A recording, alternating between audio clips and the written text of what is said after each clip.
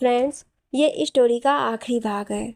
अगर आपने इससे पहले वाली स्टोरी नहीं सुनी है तो डिस्क्रिप्शन में प्लेलिस्ट के लिंक है, आप वहां जाकर के सुन सकते हैं। हर रोज स्टोरी का नया भाग देखने के लिए चैनल को सब्सक्राइब करके बेल आइकन को प्रेस कर लें ताकि नई आने वाली वीडियो की नोटिफिकेशन सबसे पहले आपको मिल सके। और हाँ, प्लीज़ आप लोगों से रिक्वेस्ट है कि आप लोग कहानी को पूरा ज़रूर सुने। वीर, जिसने अब तक रौनक की कॉलर पकड़ रखी थी, उसे थोड़ा एक पंच उसके मुंह पे जड़ दिया। भाई, मेरी बात तो सुन। रौनक सही से कुछ बोल ही नहीं पाया था, तभी एक और मुक्का उसके पेट पे पड़ा, जिससे वो उछल के 2 कदम पीछे हो गया। वीर रुको, तुम्हें पता भी है तुम क्या कर रहे हो?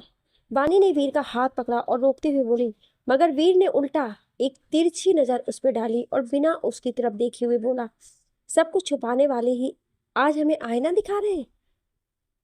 Isn't it beautiful? कहने के बाद एक धक्का रौनक को दिया और दूसरी ओर पीट करके खड़ा हो गया। तीनों के तीनों अपनी जगह बिल्कुल भावहीन खड़े थे। वानी की खाली आंखें नीचे जमीन को घूरे जा रही थी। शायद वीर की बात उसे चुभ गई थी। इधर रौनक खुद को संभालता हुआ वीर के पीछे से बोला, वीर, अगर पहले बता भी देता तो तुम विश्वास कर लेते। और क्या बताता मैं? ये बताता ना कि मैं एक बिजनेसमैन हूँ, या ये कि मेरा अब उड़ान एसोसिएशन से कोई लेना देना नहीं है, यहाँ के हर एक मेंबर से कोई रिश्ता नहीं। अपनी बकवास बंद करो तुम। सही तो हो तुम? क्या रिश्ता रखा तुमने हम सबके साथ? अरे समझ नहीं आ रहा है तुम दोनों पे हंसूं या रोऊं मैं? इतना सब कुछ अकेले ही कर लिया, किसी को कानों कान खबर नहीं होने दी, या फिर इस बात का गम मनाओ कि मेरे चाचा ही? कहते कहते वीर की आंखों में एक उबाल सा आ गया।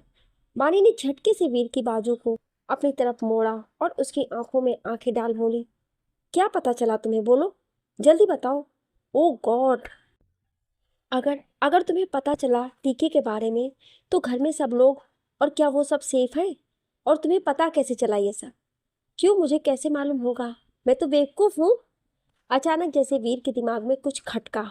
दछा? क्या क्या दछा? वो सलामत है ना? वानी ने घबराते हुए पूछा। नो। What no? बोलोगे? है कहाँ वो? रौनक की बेचैनी बढ़ती जा रही थी। उसे वीर से नो शब्द की उम्मीद नहीं थी। जल्दी चलो, वीर ने एक जोरदार आवाज में कहा तो एक पल को पीछे खड़े दोनों के दरवा घर वाले, जो अभी अभी उसकी कार का पीछा करते हुए वहां पहुंचे थे, यहाँ तक कि वानी और रौनक भी कांप गए थे। देखिए, मुझे भी कुछ समझ नहीं आ रहा है। क्या वीर को पता चला और क्यों वो ऐसा रिएक्ट कर रहा है? बस अभी वो जहां भी जा रहा है, हमें उसके साथ रहना होगा। इससे पहले कि कोई कुछ बानी या रौनक से पूछता, बानी ने अपना जवाब पहले ही कह दिया। रौनक जो जगह पे जम ही गया था, बानी से उसे खींचते हुए बाहर ले आई और जाके वीर की कार में बैठ गई। बाकी के घर वाले भी उसी के पीछे चल दिए। इधर रौनक जल्दी से एसोसिएशन के पीछे गया और पीछे का दरवाजा खोल अपनी गाड़ी लेकर वो भी उनके पीछे, सबके पीछे हो गया। बानी कभी वीर को देखती तो कभी बाहर, मगर वीर ने उसे देखने की जहमत तक नहीं करी थी, तो बानी को भी उस वक्त कुछ भी कहना मुनासिब नहीं लगा। अगर पहले भरोसा कर बता देती तो शायद आज यूं खामोशी न पसती होती। वीर अपने मन में सोचता हुआ बोला, पहले राज था तो हक भी कायम था। आज वक्त की मजाल देखिए, न हक बन रहा हमारा, न दूरियां मिट रही हमारी। रौनक जिस तरह खुद को संभाले था तो बस वही जानता था। आज पहली बार शायद वो खुद को इतना बेबस महसूस कर रहा था।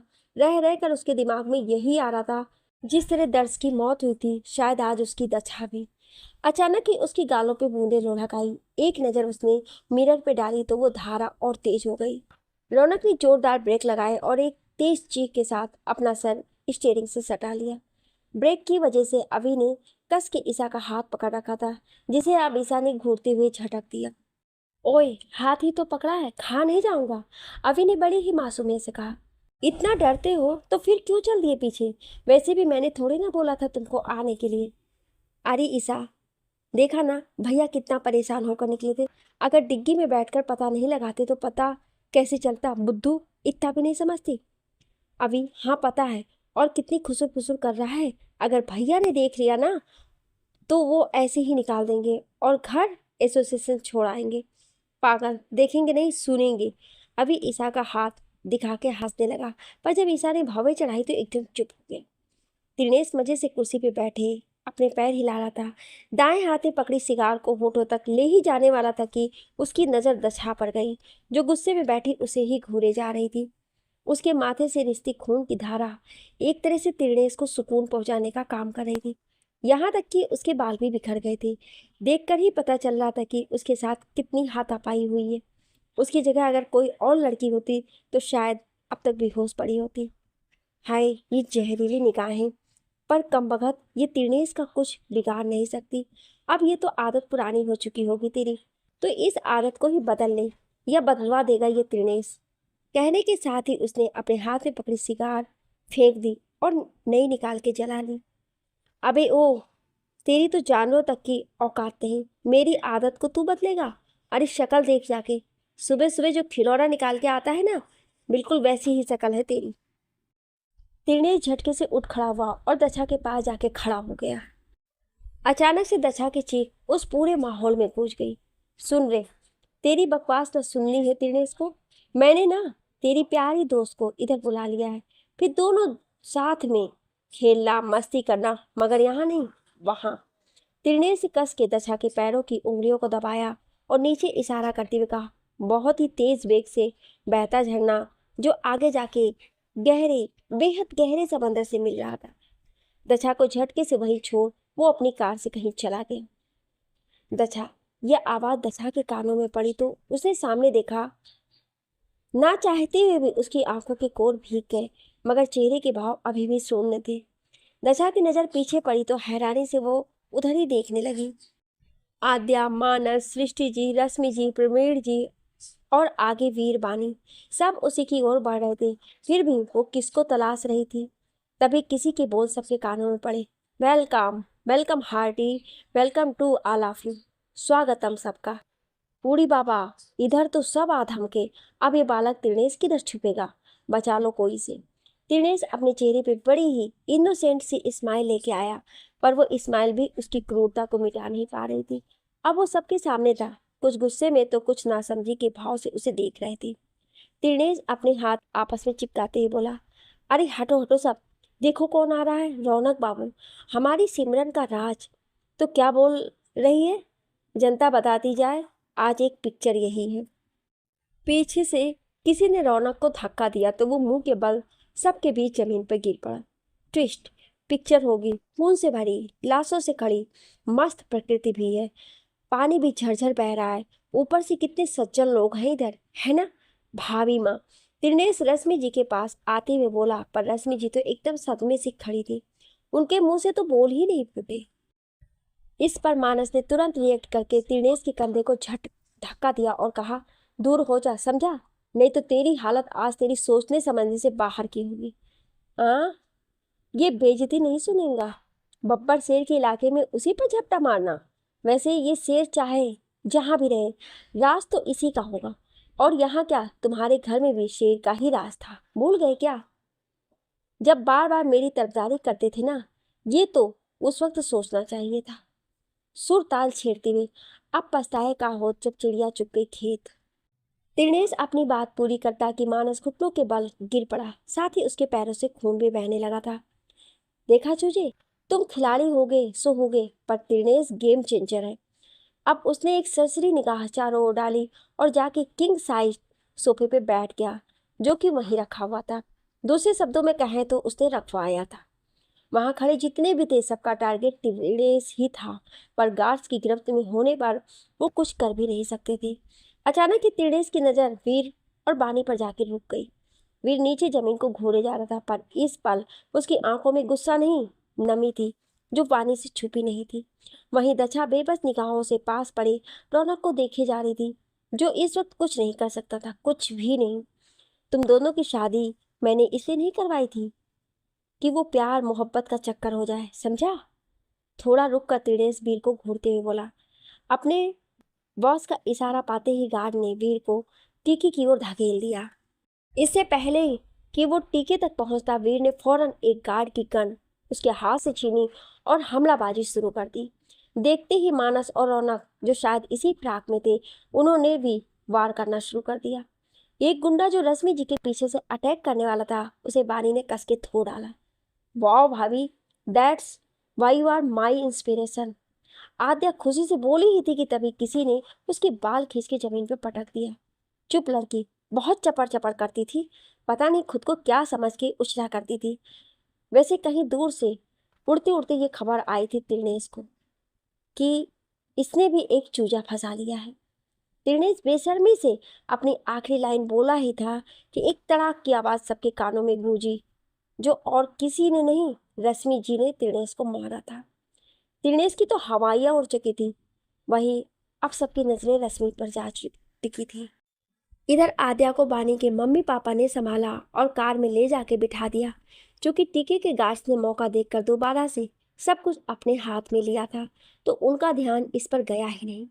आद्या अपनी खाली आंखों से अभी जो हुआ उसे ही सोच रही थी। इस पर विश्वास करना कितना कठिन था ये तो सिर्फ वही जानती थी।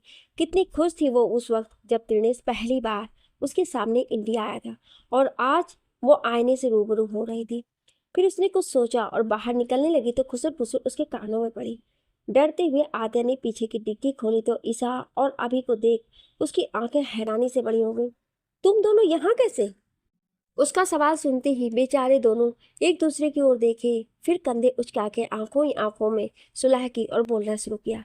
ओ दीदी, रौनक भैया कुछ परेशान दिखे थे और वो बाहर निकले तो हम दोनों भी देखने के लिए इसे बैठ गए। ईसा बोली तो अभी ने उसकी अधूरी बात को पूरा कर दिया। आधे ने एक स्माइल पास की और दोनों के गालों को छूते बोली, अब आ गए हो तो बाहर मत निकलना। हम लोग ना किसी को सबक सिखाने आए हैं, तो यहाँ बैठ के प्रे करो कि वीर भाई और बानी भाभी, हम सब लोग जीत कर और सही से लौटे, समझे?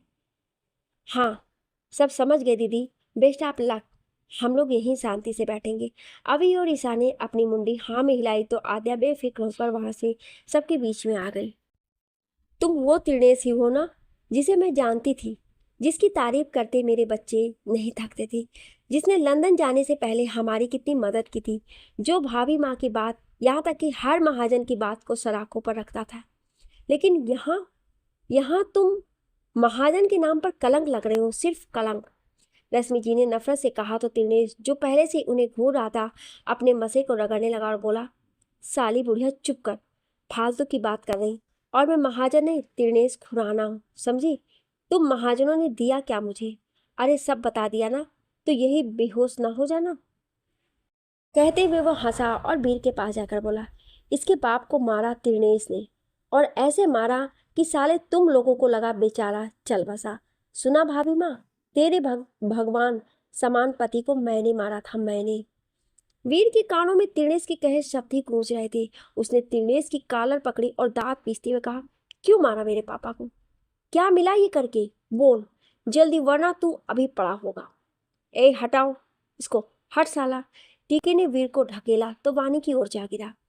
जानना चाहोगी आद्या? बच्ची, हाँ। सुन, तेरा बाप एक नंबर का बेवकूफ था। अच्छी खासी कंपनी और मुझे सौंपने के बजाय इतने सारे शेयर्स तुम सबके नाम करने जा रहा था, मगर कर नहीं पाया। आखिर मेरे सारे कारनामों के बारे में जो जान गया था तो कैसे बच पाता?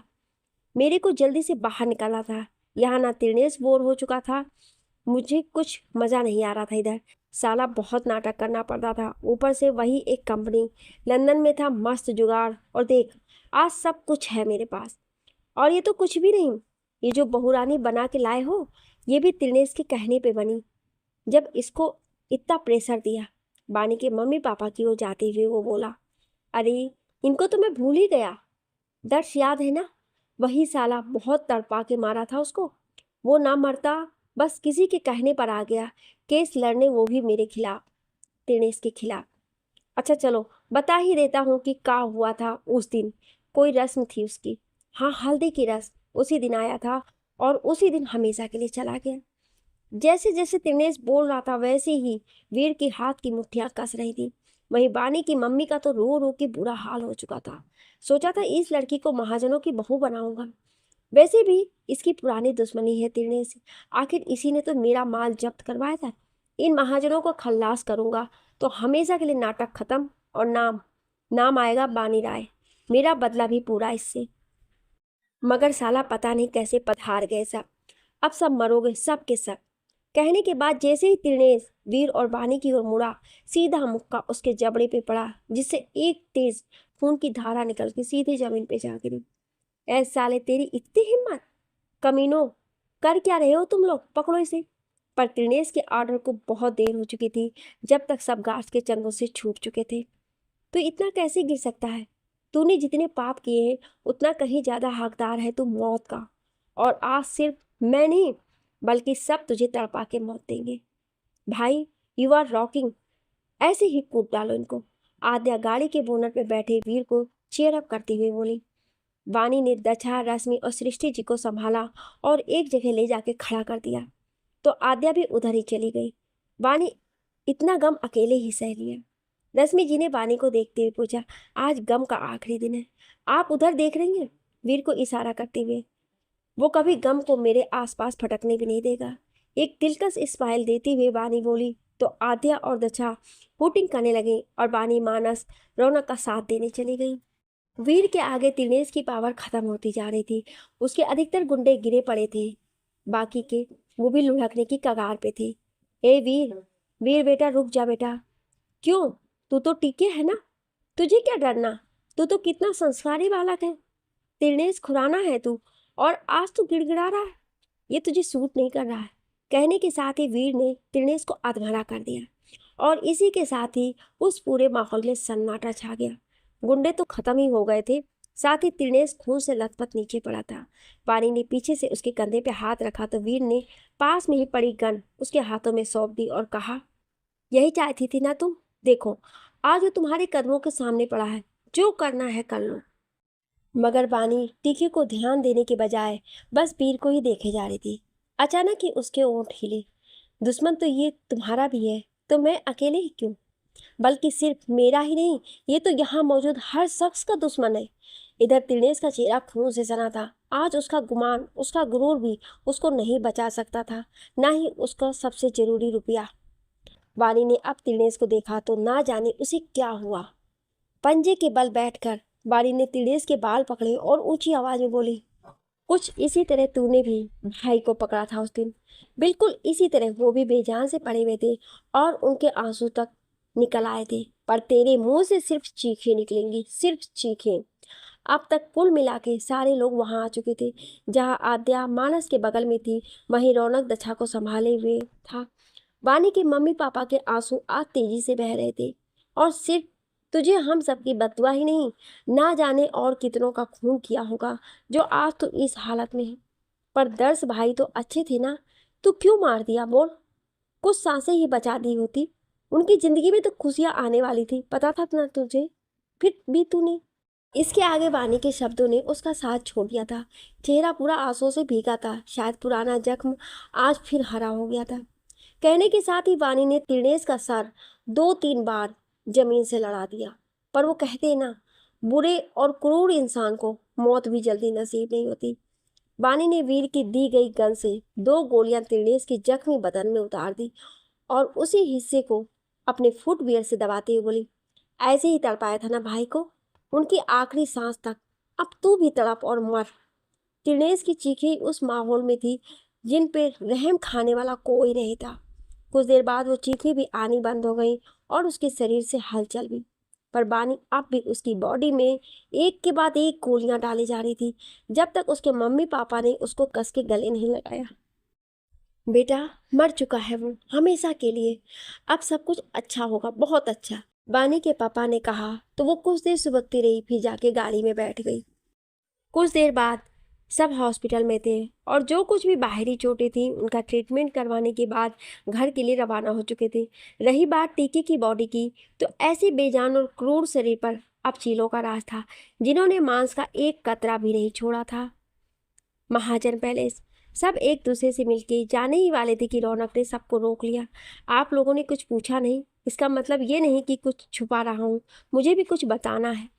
वीर रौनक की बात सुनकर जाने लगा तो रौनक ने दौड़कर उसका हाथ पकड़ लिया। भाई, मेरी ये बात सुन लो। जानता हूँ आपको बुरा लगेगा, रश्मि आंटी और आध्या को भी, पर एक बार मुझे भी समझना प्लीज। वीर ने दूसरी तरफ अपना मुंह घुमा लिया तो रौनक बोला, जानता हूँ मैं, आप सबका खून नहीं हूँ, पर आपने किसी सगे जैसा प्यार दिया, इस बात को भी ठुकरा नहीं सकता। जब आप मुझे यहाँ लाए थे तब कितना डरा सहमा था मैं, याद है ना? वो किस वजह से था, जानना नहीं चाहेंगे आप? वीर अब भी वैसे का वैसा खड़ा था और बाकी सबकी निगाहें रौनक पे थी। रौनक ने अपना कहना जारी रखा। वानी, याद है एक बार जब हम दोनों पार्क में मिले थे तब काफ़ी सारी बातें हुई थी, और शायद तुम्हारे दिमाग में ये भी चल रहा होगा कि क्या मैं दर्श को जानता था और मुझे उतना सब कैसे पता था त्रिनेश के बारे में। वानी ने अपना सर हाँ में हिला दिया और एकटक रौनक को देखने लगी। जिस इलाके पर दर्श त्रिनेश के साथ था उस दिन मैं भी वहीं था। मैं और मेरे बाबा ठेला लगा के अपना गुजर बसर करते थे। बचपन में मेरा ख्वाब भी बड़ा था, कुछ बड़ा करूँगा, अपने बाबा को अच्छी सी ज़िंदगी दूंगा। आखिर वही तो मेरा सब कुछ थे। पर बदकिस्मती से मैं और मेरे बाबा उस दिन उसी इलाके से गुजरे और वो सब होते हुए अपनी आंखों से देखा। पर उस वक्त इतनी हिम्मत नहीं थी कि रोक सके। वो दर्दनाक मौत देखकर कांप चुके थे हम दोनों। दिनेश और उसके साथी जाने ही वाले थे, फिर उसकी नज़र बाबा पर पड़ गई और उसने उन्हें भी मार दिया, क्योंकि वो सब अपनी आंखों से देख चुके थे। बचा मैं, तो कोई करिश्मा ही था जो बाबा उसकी नज़रों में आए और मैं नहीं। मैं बस अपने मुंह पर हाथ रखे बेबस लाचार सा देखता रहा, अपने बाबा को हमेशा के लिए जाते हुए। उसके कुछ देर बाद वानी, तुम आई थी वहाँ, देखा था तुम्हें भी आंसू बहाते हुए, और वो बदले की आग तुम्हारी आंखों में। उसके बाद वहाँ से निकलकर 4-5 दिन भीख से गुजारे। कुछ समझ नहीं आ रहा था, अपने सपने टूटते हुए दिखाई दे रहे थे। फिर एक दिन वीर भाई मुझे उड़ान एसोसिएशन लाए। सब कुछ बहुत अच्छा था यहाँ, बहुत प्यारे लोग थे, एकदम दिल के साफ। मगर मेरा सपना, उसका क्या? इसलिए मैंने सबसे छुपाकर छोटे मोटे काम करने शुरू कर दिए। अपना एक नाम बनाया, एक कंपनी खोली, रौनक नंदा नाम सबको पता था, पर उसकी शक्ल किसी ने नहीं देखी थी। कमी बहुत खलती थी बाबा की। रश्मि आंटी का प्यार तो था, मगर बाबा को भुलाना मेरे लिए आसान बात नहीं था। किसी भी तरह मुझे बाबा के कातिल तक पहुंचना था। उसकी शक्ल याद थी इसलिए आसान रहा, मगर वो पता नहीं था कहाँ है। पहली बार मैं वानी से मिला उसके ऑफिस में, जब किसी मीटिंग के सिलसिले में आया था। वानी के केबिन में एक तस्वीर थी जिसमें उसके मम्मी पापा और दर्श थे, और इसी से मुझे दर्श की तस्वीर देख आइडिया आया कि हो ना हो वानी भी त्रिनेश के पीछे होगी। लेकिन उस तस्वीर में कोई और भी नहीं था, कोई और भी था जिसे सोचा नहीं था इतना चाहने लगूंगा। मैं वानी से सिर्फ त्रिनेश के मतलब के लिए नहीं बोलता था, बल्कि बहन मानने लगा था, और अनजाने में ही सही वानी ने मेरी बहुत मदद की है। मैं बस इतना ही कहूँगा, यहाँ मेरा किसी से खून का रिश्ता नहीं है, मगर आप सबके आगे खून का रिश्ता भी कुछ कम नहीं है। हो गई तेरी बकवास, कहानी खत्म? वीर ने दूसरी ओर देखते हुए कहा तो रौनक की आंखें नम हो गई।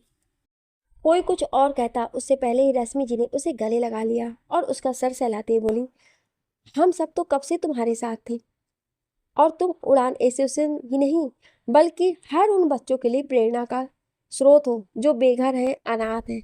और रही बात वीर की, तो वानी है ना। रश्मि जी वानी को देख कर बोली तो एक पल को सबके चेहरे पर मुस्कान छा गई, पर रौनक को अभी तसल्ली ही कहाँ थी। वो जल्दी से अपने वीर भाई के पास गया और सीधे गले लग गया। भाई सॉरी, माफ कर दो। वीर अभी भी खामोश था। भाई, इस बार रौनक का गला रूंध गया। वीर ने उसे तुरंत अलग किया और मुंह बनाते हुए बोला, गधा कहीं का, अब तुझे मार भी नहीं सकता ना, वरना रौनक नंदा का सारा ब्लेम मुझ पर आ जाएगा। ये आप तो मत बोलो भाई। गधा लड़का, तुझे दशा ही सुधार देगी। वीर ने जल्दबाजी में बोला तो सब जोर से हंस पड़े, तो मानस भी उनके बीच कूद पड़ा। दशा अपने रूम में पैर लटकाए आराम से बैठी थी। तभी उसे खिड़की से कुछ किचकिच की आवाज आई। उसने अपना सर उठाया तो वहां कुछ नहीं था, पर जैसे ही वो सामने को मुड़ी उसकी आंखें हैरानी से बड़ी हो गई। तुम इधर कैसे? हाँ, सही ही बोले थे वीर भाई, एक नंबर के गधे राम हो। तुम तो उनकी फैन थी, तो भाई कैसे बना लिया? हाँ, अरे तुमने भाई बोला तो मैंने भी बोल दिया, हम दोनों अलग थोड़े हैं। दशा को अगले ही पल समझ आया उसने क्या बोल दिया। उसने ऊपर देखा तो रौनक वहां नहीं था। अब जाके दशा ने चैन की सांस ली। भगवान जी, बड़ा वाला थैंक यू। वो भी पूरा बोल भी नहीं पाई थी कि उसे अपने पीछे किसी के होने का आभास हुआ। हिलना मत, अब तुम कुछ कह नहीं सकती। पता है, उस दिन एसोसिएशन में पहली बार तुम्हें देखा था, जब तुम लड़ी ना उस कपल से।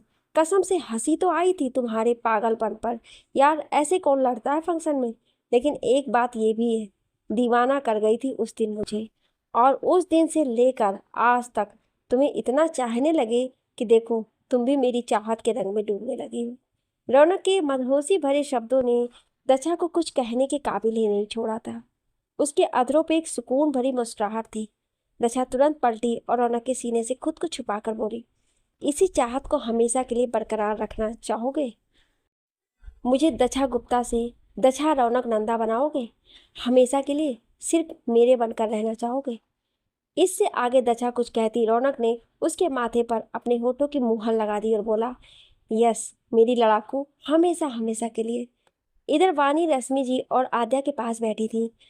अब तक ना वीर वानी से बोली थी, ना ही वीर ने कोई भाव दिए थे वानी को। आद्या तो अपने स्नैक्स में बिजी थी, तो रश्मि जी ने वानी को कुछ इशारा किया। इस पर वानी ने दांत निकालते हुए अपनी बत्ती सी चमका दी। मम्मी, मैं क्या बोल रही थी, क्यों ना आदू और मनु की डेट फिक्स करवा दी जाए।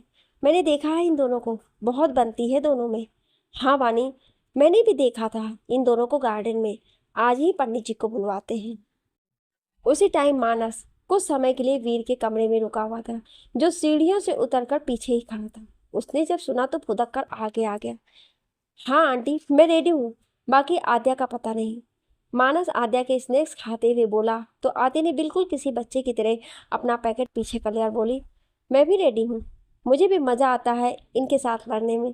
अब रश्मि जी और वानी, जिन्हें शायद कुछ और ही सुनने की उम्मीद थी, एक दूसरे की शक्ल देखने लगे। लड़ने के लिए शादी कर रहे हो क्या?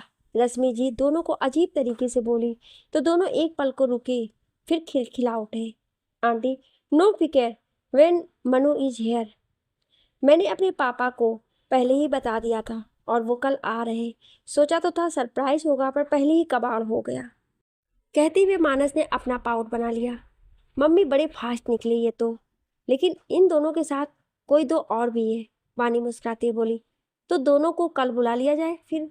रश्मि जी बोली तो सबके दांत बाहर आ गए। रात का समय, वीर खाना खाकर रूम में आया और लैपटॉप में कुछ करने लगा।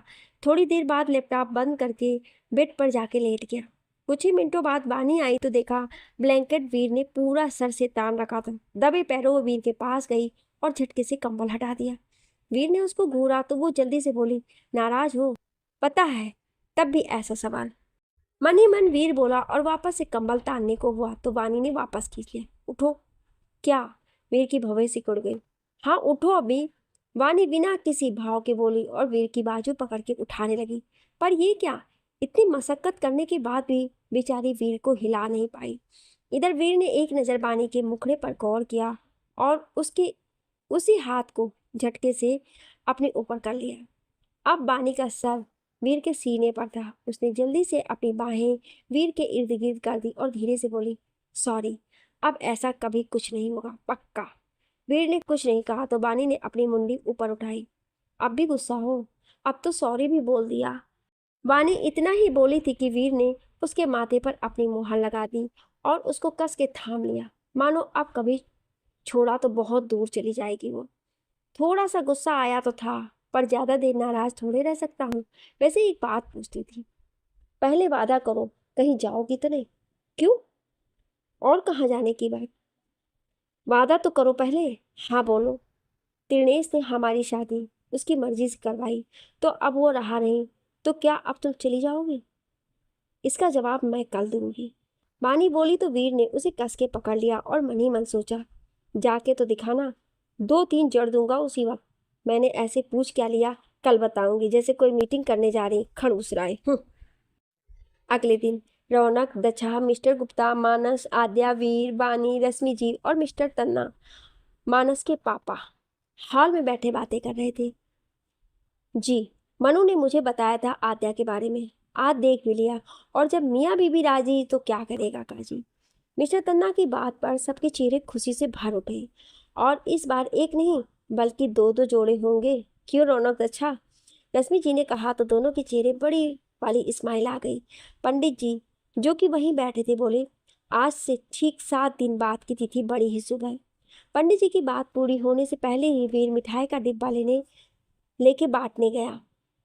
उस वक्त वो किसी बच्चे से कम नहीं लग रहा था, पर जैसे ही उसकी नज़र वानी की नज़रों से मिली, कल रात की बात उसकी जेहन में तरोताजा हो गई। वहीं वानी मुस्कुराते हुए अभी भी उसे ही देख रही थी। कुछ बातों के बाद मानस बोला, क्या हम शादी सिंपल, मतलब बिना ज़्यादा चहल पहल के कर सकते हैं?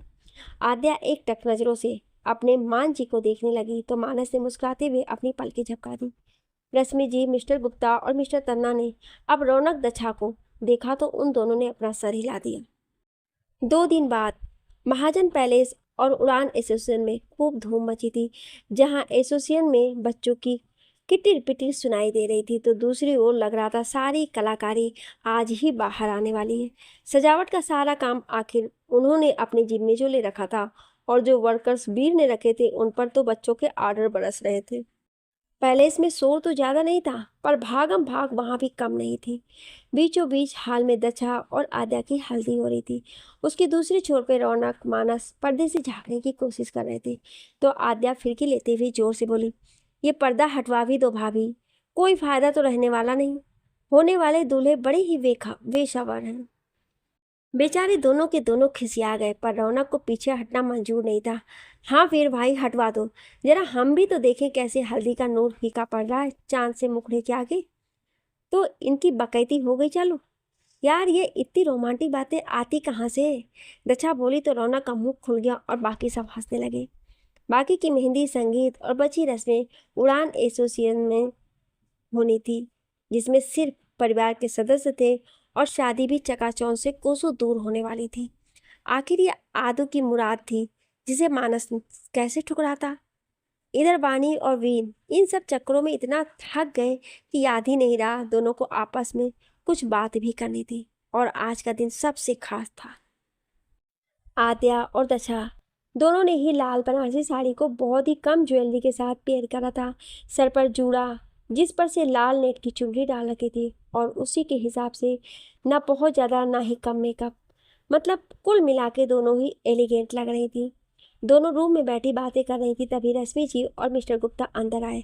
वाकई कितनी प्यारी लग रही हो दोनों, नजर ना लगे किसी की, रश्मि जी ने दोनों को गले लगाते हुए कहा और मुस्कुरा उठी। वहीं जब दक्षा ने अपने पापा को देखा तो दोनों की आंखें अनायास ही भर गईं। पापा नहीं, अब मत रोना, बिल्कुल भी नहीं। इसके आगे दक्षा के खुद के बोल नहीं निकले क्योंकि उसका गला ही भर्रा उठा। बाप बेटी का रिश्ता ही कितना अनमोल होता है, और सबसे ज़्यादा तो खुश नसीब होती हैं वो बेटियां जो अपने माँ से ज़्यादा अपने पापा की लाडली होती हैं। अरे अरे बस करिए दोनों, इतना इमोशनल।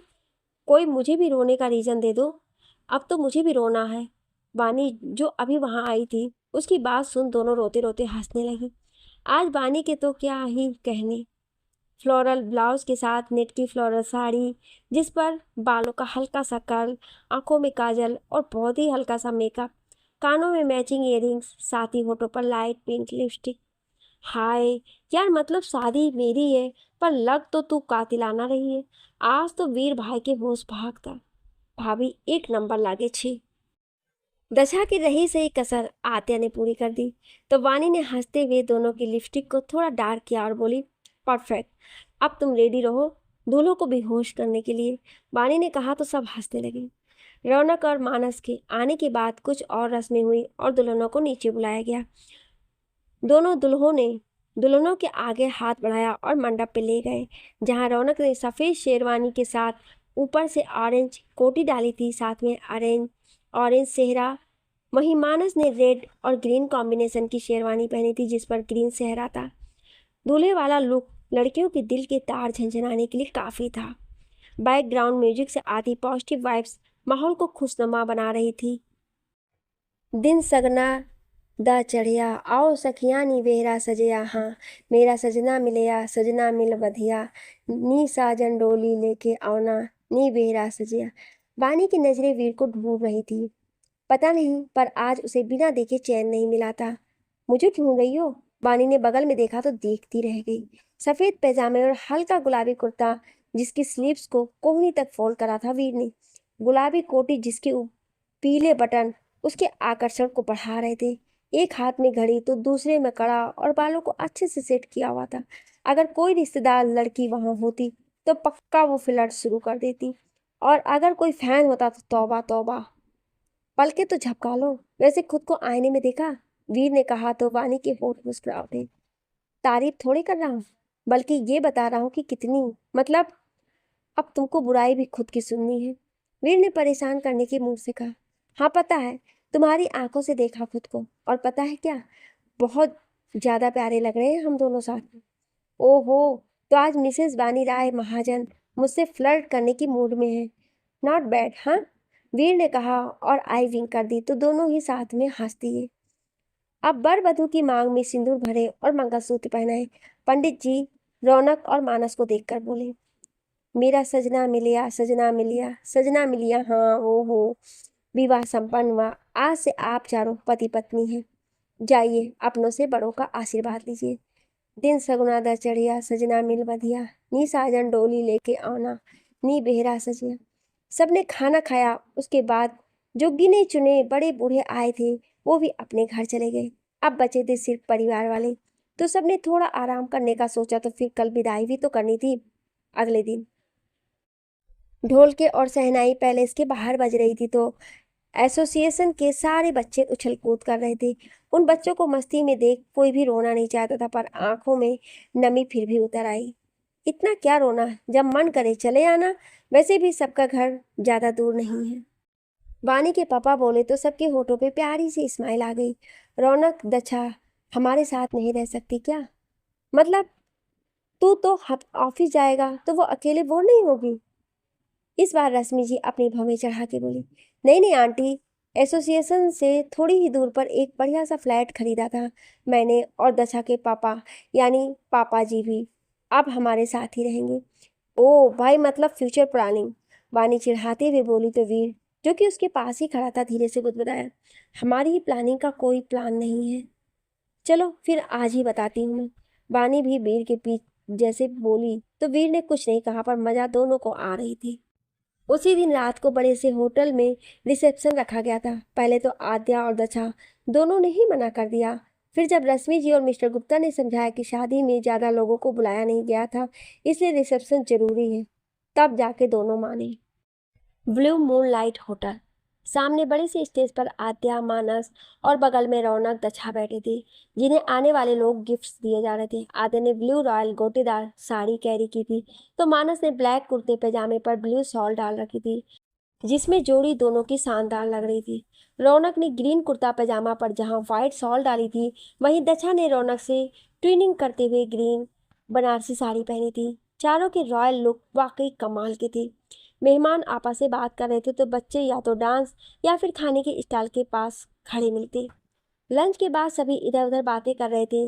दच्छा, वानी, आद्या कुछ लड़कियों के साथ थी, तभी उसे लगा जैसे कोई कितनी ही देर से निहार रहा था।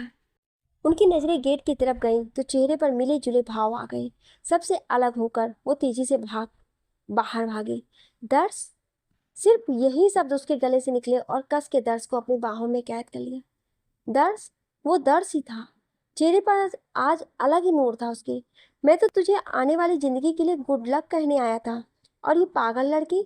हंसते हुए दर्श ने दशा को कंधे से पकड़कर अलग किया और उसके माथे पे किस करके बोला, हमेशा ऐसे ही खुश रहना और रौनक को तंग मत करना जैसे मुझे करती थी, और हाँ, वानी और बाकी सबका ख्याल रखना।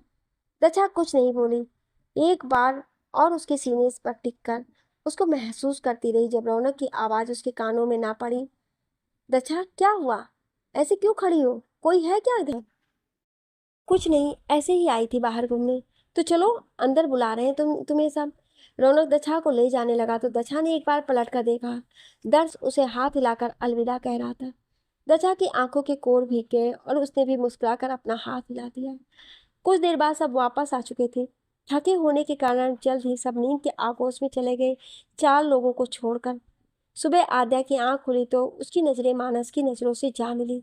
मानस उसे ही मुस्कुराते हुए देख रहा था। दोनों एक दूसरे की बाहों में थे। मानस ने हल्के से उसके गालों पर काटा, फिर उसके अधरों को चूमकर बोला, गुड मॉर्निंग आदू। आद्या ने पलके झुकाकर अपना सिर छुपा लिया, फिर धीरे से बोली, आदू शर्माती नहीं है मान जी। बिना देरी किए मानस के गाल पर किस की और मुस्कुरा दी। वो तो मुझे पता ही था, मानस हंसते हुए बोला और ब्लैंकेट पूरा तान दिया। दक्षा की जब आंख खुली तो रौनक मिरर के सामने अपने बाल सेट कर रहा था। दक्षा अपनी अलसाई आंखों से रौनक को ताड़े जा रही थी, पर रौनक को पता चल गया तो वो मुस्कुराते ही बोला, आज तो जाने का प्लान कैंसिल। हाँ। दक्षा को जब समझ आया तो उसके दांत बाहर आ गए। रौनक ने अपनी टाई उतार दी और शर्ट ढीली कर पहुंच गया दक्षा के पास। वाइफी, आज मूड बन गया, आज ना जाने वाला मैं, कहते हुए रौनक ने दक्षा की गर्दन को चूम लिया। इधर वानी और वीर को आज भी एक दूसरे से बात करने का कोई मौका नहीं मिला। सुबह ही दोनों अपने ऑफिस को निकल गए और शाम को घर पहुंचे। डिनर के वक्त वानी किसी सोच में गुम थी। तरह तरह के भाव उसके चेहरे पर आ रहे थे जिन्हें सिर्फ वीर ने नोटिस किया।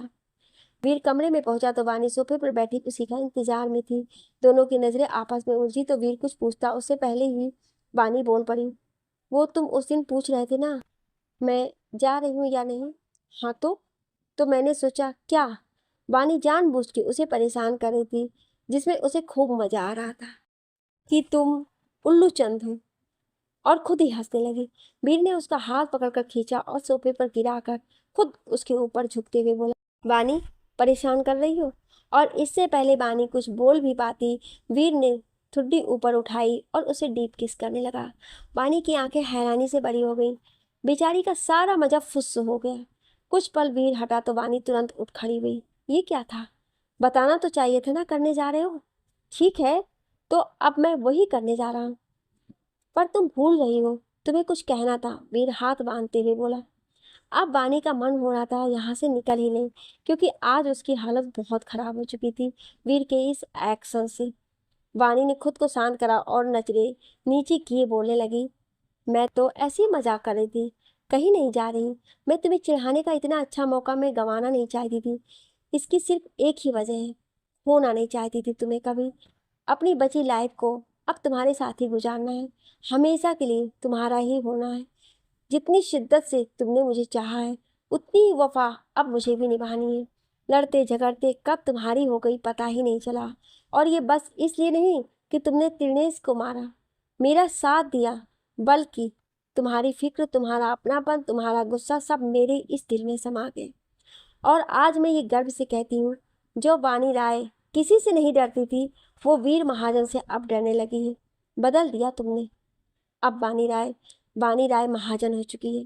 कहती हुए वानी की होठों पर एक सुकून भरी मुस्कान थी और बीच के शब्दों से ही उसने अपनी आंखें वीर को देखती हुई कही थी, समझ रहे हो ना तुम, आई लव यू।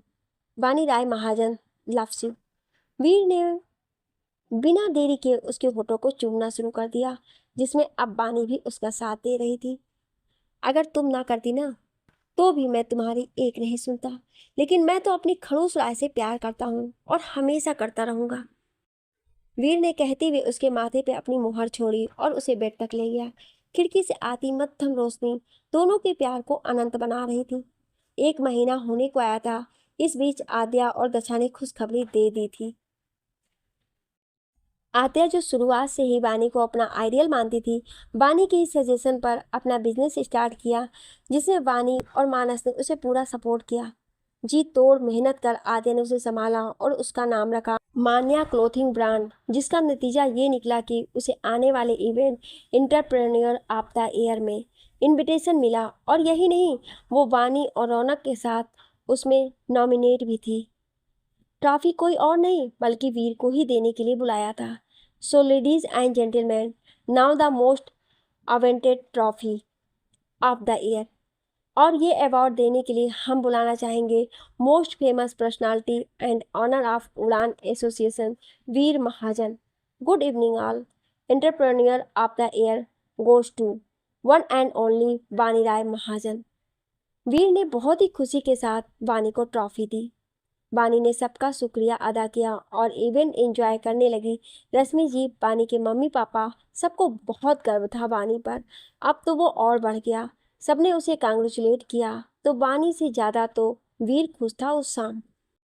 11 महीने बाद वीर, प्रवीण जी और रौनक हॉस्पिटल के कॉरिडोर में थे।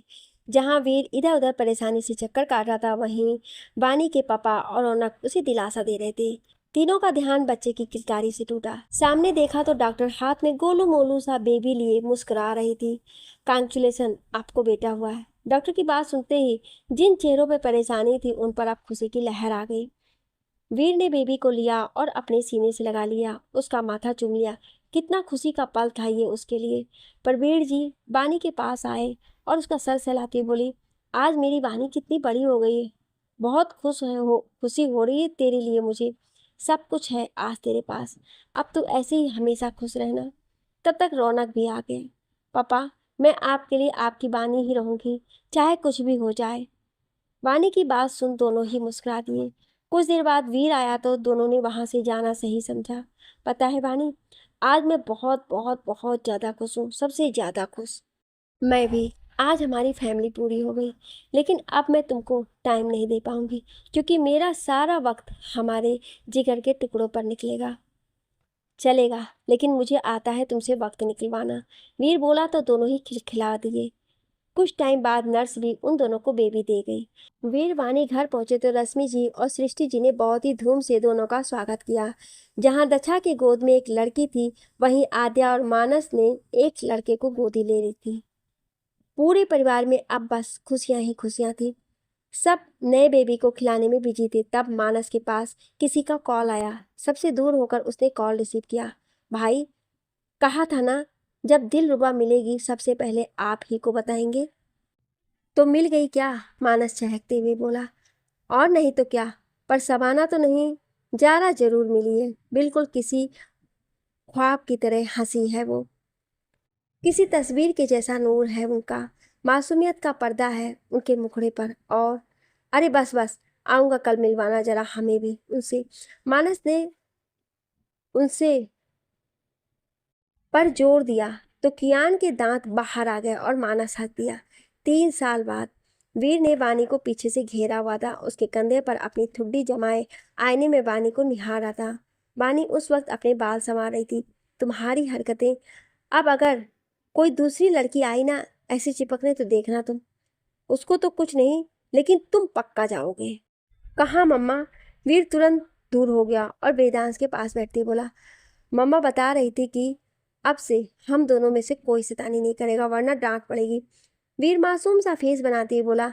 तब तक वानी भी आ गई। मम्मा कभी आपको डांटती है? पापा जब शैतानी करते हैं तब कुछ कहती है मम्मा, लेकिन शैतानी आपको भी नहीं करनी है। हाँ हाँ, कहते हुए वेदांश खिलखिला दिया। गोलू मोलू सा प्यारा था, वो उससे भी प्यारी उसकी हंसी और मुस्कान। मम्मा पापा, आज तो आहू और धनु आने वाले हैं ना? कोई कुछ कहता उससे पहले ही वेदांश के हम उम्र के एक लड़का और लड़की अंदर आए। आ जाओ आहान, धनक बेटा, यहीं खेलो तीनों लोग। वीर बोला और बानी को लेकर बाहर आ गया। धनक, रौनक दक्षा की बेटी, आहान, आद्या मानस का बेटा, वेदांश और आहान की लाडली और उनकी जान धनक। तीनों में ढेर सारा प्यार था। जहाँ तीनों कमरे में खेल रहे थे, वहीं बड़े नीचे आपस में बातें।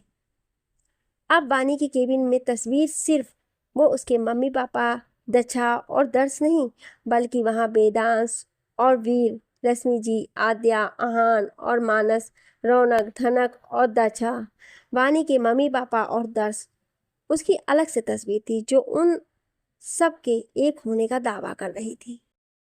आपको ये कहानी कैसी लगी कमेंट करके ज़रूर बताएं। और हाँ, आप लोगों से एक बात और पूछनी थी कि आप लोगों को कैसी कहानियाँ पसंद हैं, कमेंट करके ज़रूर बताएं। Thank you.